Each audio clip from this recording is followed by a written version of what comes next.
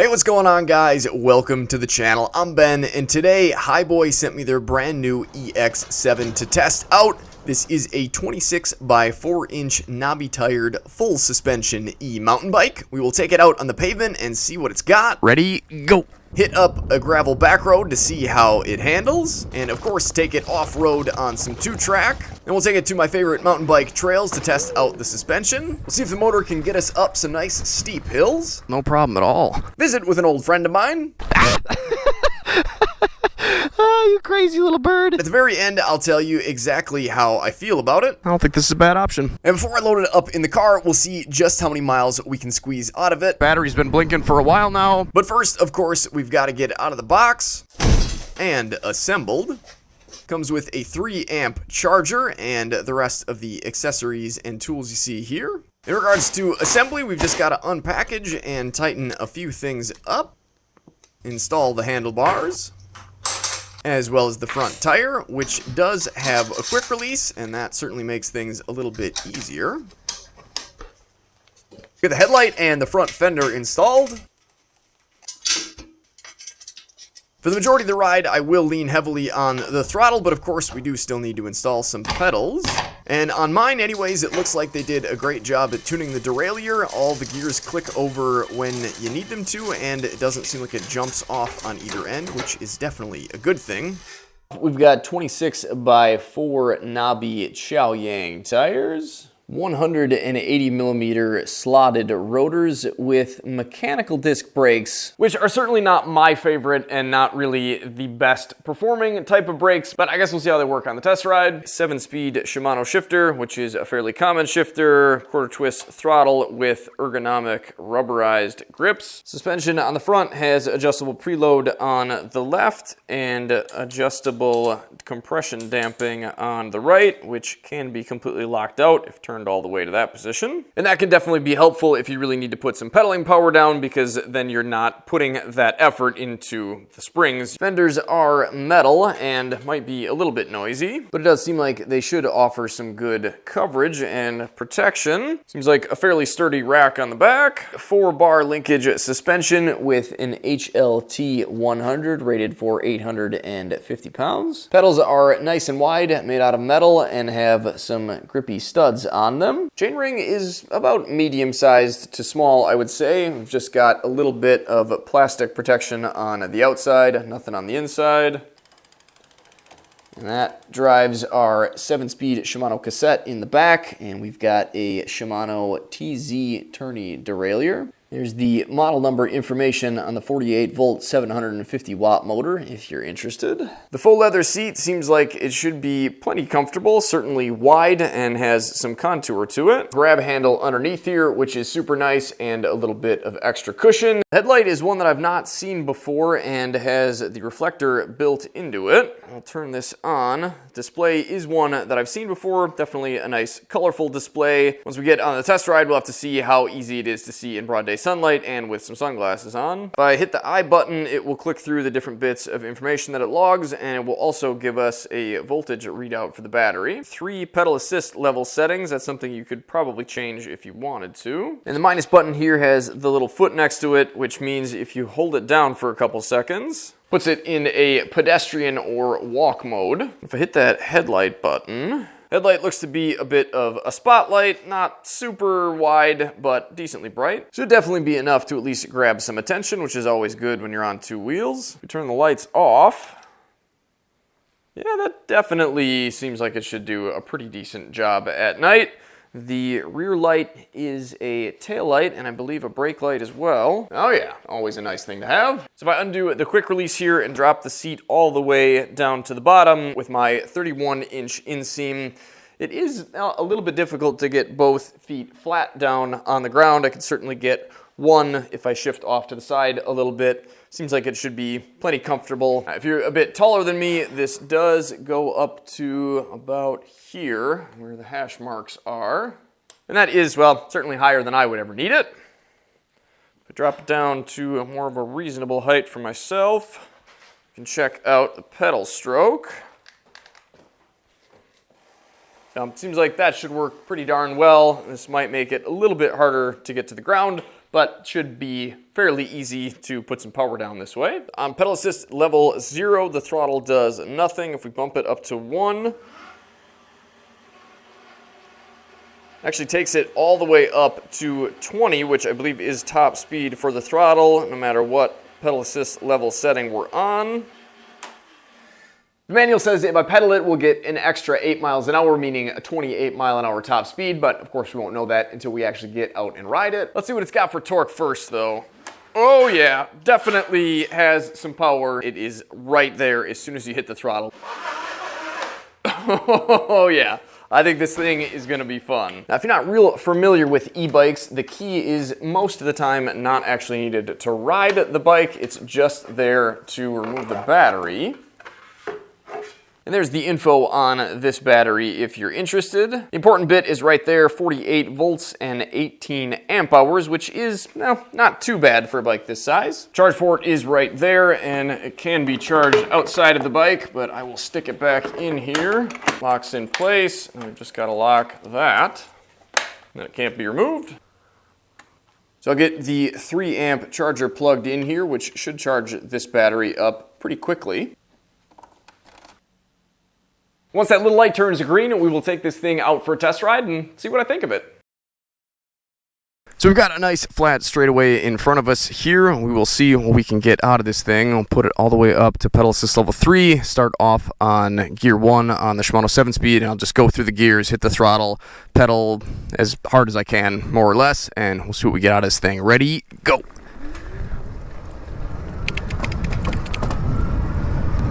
Really quickly gets up to the 7th gear. Pretty quick too. 25, 26, 27, 28. We might see 29. Yep, there it is. Just a little bit. So I believe, regardless of what pedal assist setting we're on, the throttle without pedaling will keep us at 20 no matter what. Unless, of course, we drop down to 0, then it just completely cuts power. If we slow it back down, to pedal it on its own, doesn't really feel too bad. It feels geared okay. I mean, I think you could make it home on terrain that looks like this. I certainly wouldn't want to pedal it like this off-road for very long. Put it up to pedal assist 1. Certainly takes off. Already pretty much pedaling about, I think, as fast as I'd want to. If you feel like they're going to come off pedals, we'll go up a few gears. Seems like a pretty nice bike to pedal at this speed. Good for sightseeing. Morning cows. Go up to pedal assist 2. Now we are going to start to go uphill just a little bit here. Feeling a little bit fast on the pedals. So we're up to 7 already on the shifter. Looks like we're right around 22. Going uphill though. Beautiful day for a ride. Now, of course, we are going downhill, but right around 25, 26. This is certainly not feeling like I'm able to put in a lot of effort. Of course, the more power you can put in on your own, the longer battery life you'll get out because the motor's doing less. So we'll bump this up to pedal assist 3. And now it's only going to give us a couple more miles an hour because it tops itself off at 28. There it is. I guess it's only a couple miles an hour faster. I can still keep up. And I guess if I was out here just for exercise, maybe this wouldn't be a bad pace. But it's certainly not a good cruising pace with my legs. But it's definitely a nice bike to pedal. Certainly no issues with the seat. Feels comfy so far. Ergonomics for my frame size, 5'10", around 145 pounds, 31-inch seam. Really, feels pretty good, honestly. I like riding this bike. It's definitely a comfy one.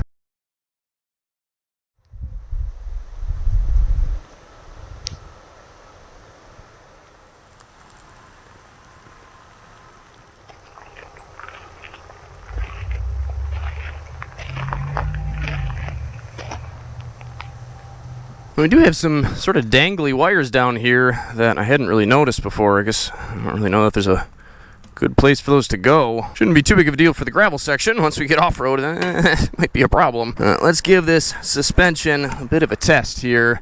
Unlocked the front here, and the rebound damping is loosened up all the way, so there's definitely going to be some squish there. We'll see how that feels. I did tighten up the preload a little bit since it seemed like there was a bit of sag.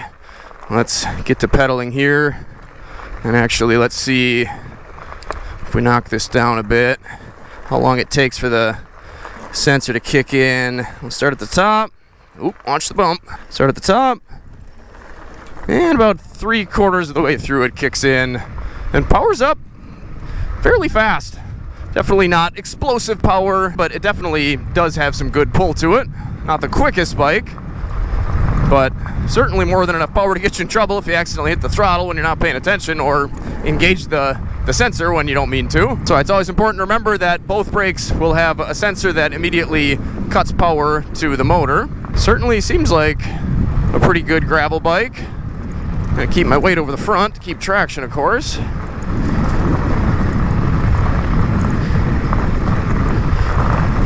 Yeah, seems like it handles this all right. Not too bumpy of a trail, but suspension seems like it's doing what it needs to, for me anyways. That coupled with the big comfy seat. There's some bumps. Nah.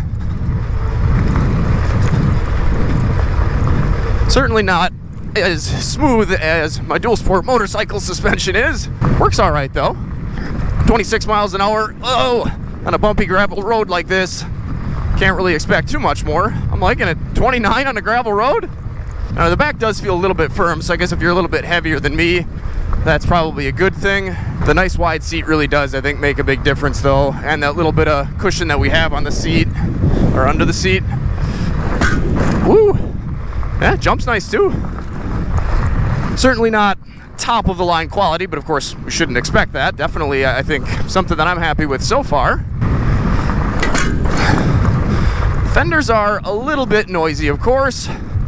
When you're run metal fenders, that's just bound to happen. But other than that, a pretty quiet bike so far. Some of the brakes do tend to get a little bit noisy after a while, so we'll keep an ear out for that. Not that they're bedded in here, but we will give them a squeeze at 28 on the leaves. 29. They stop the bike. They definitely don't give you the same feeling as a hydraulic brake would, and the cables will stretch out, I think, before the end of the ride, and I'll have to tighten them up.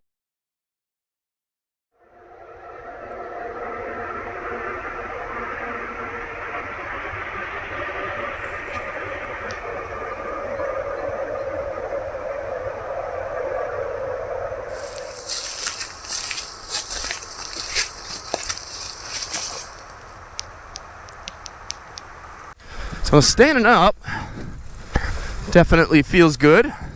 Bars feel like they're in a good spot in comparison to, or in relativity to, I suppose, the pegs. I can always call them pegs, the pedals. The pedals are nice and wide. Definitely makes standing up much easier. Definitely can spring the front end up in the air. Doesn't have an immense amount of torque. Doesn't seem like to keep it up. Oh no, what happened? So apparently the camera almost falling off and stopping the front tire got me a little bit sidetracked here, but it does seem like the bike did really well on the 2-track. Climb the hills, absolutely no problem. Plenty of power, plenty of torque, and definitely a comfortable, easy feeling bike to ride in this type of situation. Looks like it does have an auto shut off. Shut down on me while I was setting the camera up.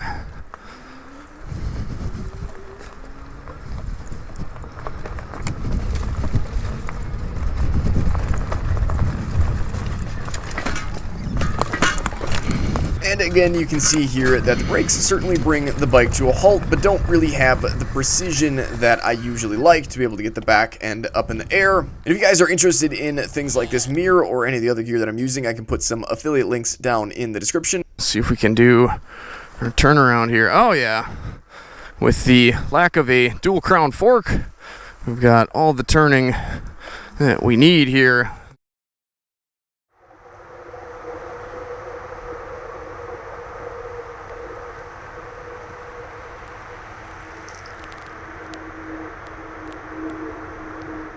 All right, camera, hold on up there. So, Ooh, I think I'm kicking the fender, which I've noticed that on a couple of these. It's kind of annoying when you're just trying to ride it with the throttle, but of course it is a bicycle, so I suppose one would expect that you'd be pedaling, but still you can technically end up interfering with that. This thing definitely feels pretty decent on here. Of course, not what it's intended for specifically, but can't say that I'm not enjoying it out here. A little noisy suspension wise, and brakes are seeming to pick up a little bit of sound. Woo! Yeah, I think it's mostly the fenders actually that are making the sound, but I'm feeling pretty good otherwise. A little bit heavy to bunny hop, but I'm getting it up in the air a small amount. That camera's gonna rattle off of there. Sitting down, suspension definitely feels firm around back, but certainly is better than nothing at all. And it is good to see that or to feel, I guess, that they're weighting it for somebody a little bit heavier than me, and not that it's bottoming out on me, because that will happen sometimes. So in other words, they do seem to have us Americans in mind.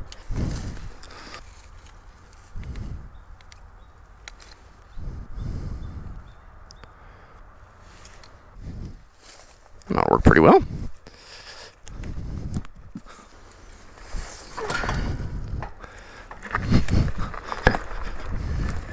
Let's try the big bumps. Back hops a little bit, but not the worst.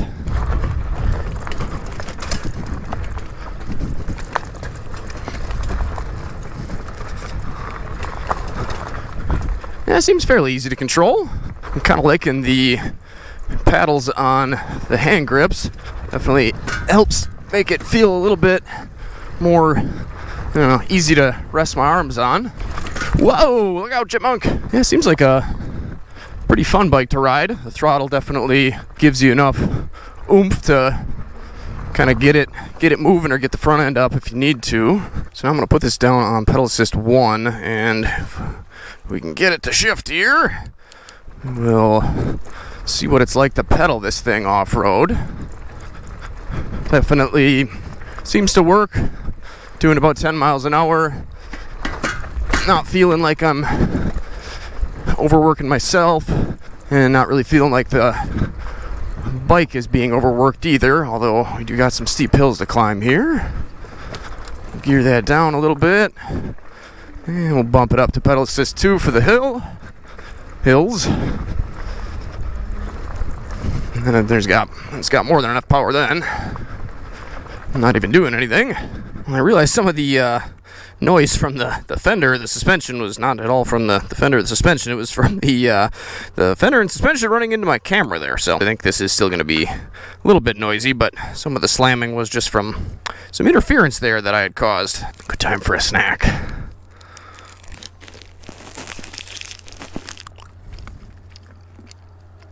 I'm definitely enjoying the free-flowing air and the light feeling of this MSR mountain bike helmet. But I gotta say, the pads that are up against your cheekbones don't really work great for chewing.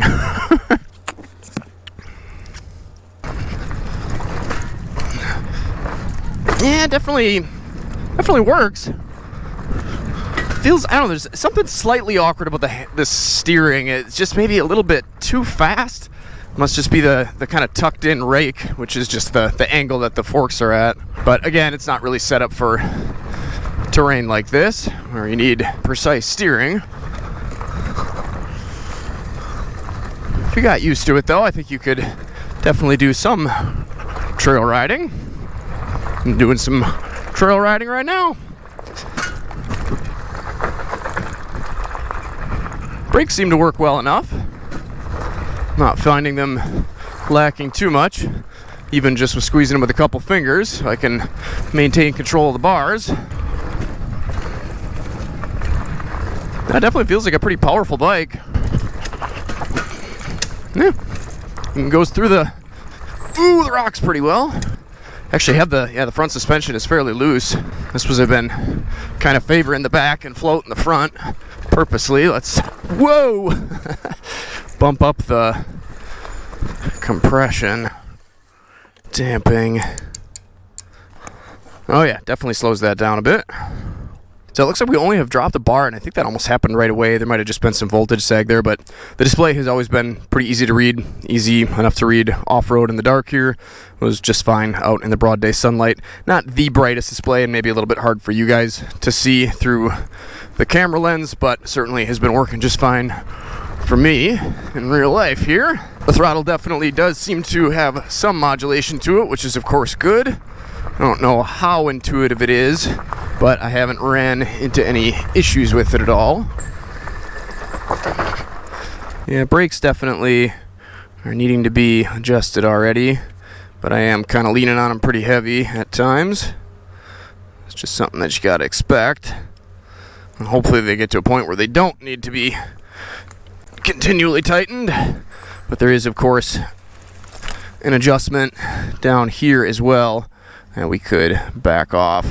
That would essentially do the same thing, basically just shortening up the cable there. Should be a good trail for the suspension.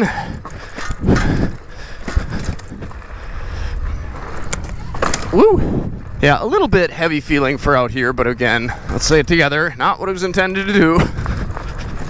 Works though. Yeah, definitely nice and stiff on the front there. Stiffer than I needed, I think. Which again is good to see. Adjustments are great, but if every single click does the same exact thing, then they're pretty useless, where this one definitely feels like the back is certainly set up for some weight carrying capacity, and the front can be adjusted to do some harder riding and also carry a little bit more weight. Now that I finally just got this thing to stay put, take it off, find us a tree.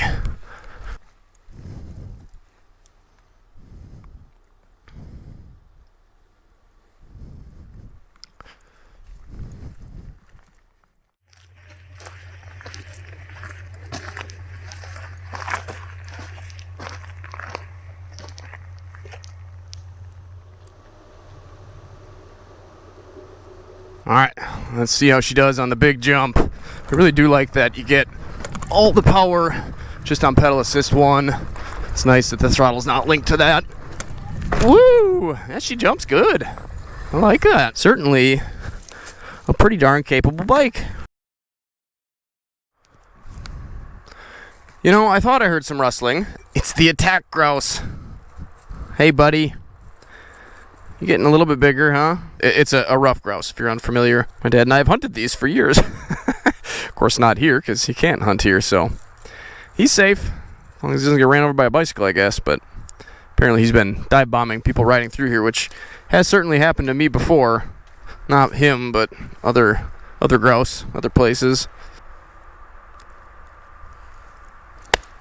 Oop, don't do that around him. Oh, you're gonna fight me? Oh, what? Okay, I'm going. Ah! Oh, you crazy little bird. Oh, you're right there. I thought you took off. See you next time, I suppose. So, I've got to say, I'm really pretty impressed with this bike. I wasn't exactly sure what to expect, mostly because of the mechanical brakes. It just kind of usually signals to me that maybe they're going a little bit more for budget than they are, well, anything else, I suppose. But the rest of the bike really seems to hold up well. I think it's a good looking bike. Would be nice to see a few more colors, but the gray is kind of cool. Definitely seems like a bike that I think is a little bit more set up for trails rather than single track like this. But the suspension is plenty adjustable. It works. And, I mean, I can't really complain about it at all there. The brakes, I mean, while they're, again, not what I like to see, do seem to be sufficient for everything that I've done so far. And I would assume once they bed in a little bit, things will get even better. A little bit noisy at this point in time anyway. I mean, really a pretty decent bike for the price. Motor seems to have, I mean, more than enough power. Definitely comes on quick enough. I'm not waiting for the power. It's just pretty much almost there as soon as I hit the throttle. I still have my camera down there. Oh, whoops, you guys are getting a close-up shot, huh? Handlebars are comfy, seats super comfy. I really do like this seat. It's probably one of my favorite seats. And yeah, I mean, even at a slow pace, just using the throttle, it seems to climb up the hills that I need it to. No problem. Really, I think the brakes are the only thing that I would like to see changed in here. Otherwise, everything else really, I mean, again, as much as it's not necessarily geometrically set up to handle this type of stuff, I mean, it seems like a really a great cruising type bicycle that certainly has a bit of off-road capability. I think probably more than most people will need. And of course, if you do need a bit more, then well, they sell plenty of bikes for thousands and thousands of dollars more that are specifically intended to get you out to awesome places like this. But this one can certainly do it just as is for not too much money. So if you guys are interested in taking a look at current pricing for these, affiliate links down in the description. You can check them all down out there. I'll also pin a comment. And if you guys enjoyed the video today, I would definitely appreciate it if you would hit that like button. It helps me to continue making more videos like this. And if you are watching this on the Swanky Cat channel and would like to see more of these e-bike reviews in the future, it's not a bad place to subscribe, but I do also have the Swanky Bike Rides channel that I can link down below as well. Eventually that will be where all of these videos get put out. For now, thanks for joining me on either channel. Take care, stay safe, stay swanky, get out and enjoy this beautiful world any chance you get. And feeding yourself an e-bike for some easy cruising and a little bit of off-roading, I don't think this is a bad option. So thanks to Hiboy for sending this out to me. Definitely gets a thumbs up as long as you are purchasing it for the right type of use. It did a pretty darn good job today. So I've actually been past the car a couple times now, and I'm just kind of running this on some of the higher speed roads at top speed to see what I can get out of it. Battery's been blinking for a while now. Almost 18 miles on the trip meter, still giving me 20 miles an hour with the throttle. And when I go to pedal, I think it'll still get us up to 28, 29. Did very little pedaling, and obviously off-roading, climbing all those hills and stuff. With the amount of power that that the controller seems to be able to send the battery, or send from the battery to the motor, I mean, I'm not surprised that it drained it down with all those hill climbs that I was doing. So really not too bad, and definitely something that I think would give you a lot more range than almost 18 miles if you're just on flat ground, or at least something a little bit less flat than the ridiculous hills I was climbing. So not too bad for that size battery.